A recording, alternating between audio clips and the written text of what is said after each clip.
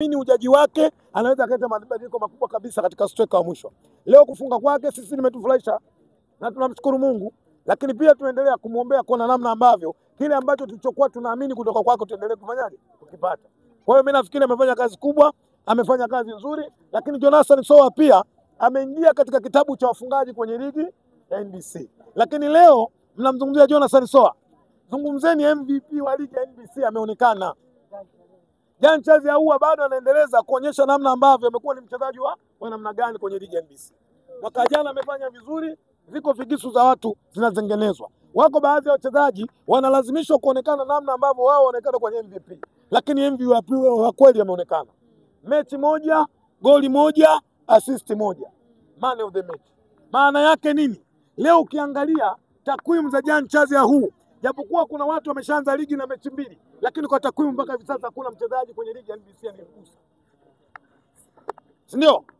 Maana yake leo waandishi wa habari, tumieni vipaza vyenu, zungumzeni maneno ya asilia, waambieni MVP ya ligi iliyokwisha Jean Charles Ahoua kwa namba zake, na hii amekwenda kudhihirisha kwenye mchezo wa leo, ameongeza namba katika football. Sugu.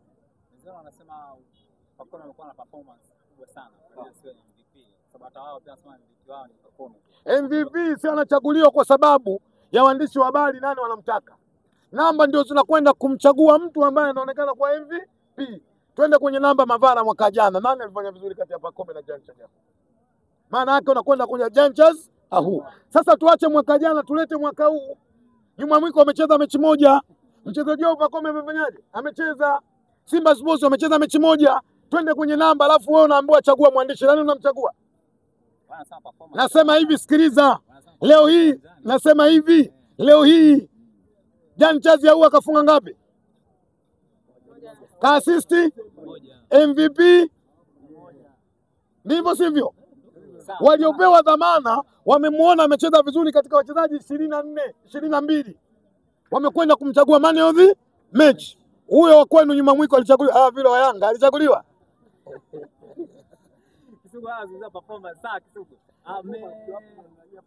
Amemchukua kocha kama Stars. Anasema kwamba kwa nini ni kama hamna mfumo mzuri. Mavara nikwambie tu, niwasaidie kwa uzoefu na ukongo wangu niko nao kwenye football. Toka Mungu ameitengeneza hii dunia, alafu akaiteua sehemu ikaitwa Jamhuri ya Muungano wa Tanzania, hususan kwenye timu ya taifa, isiwe mzungu isiwe Mwarabu, hakuna kocha mwenye CV ya kumzidi Ahmed Morocco kwenye nchi. Yes.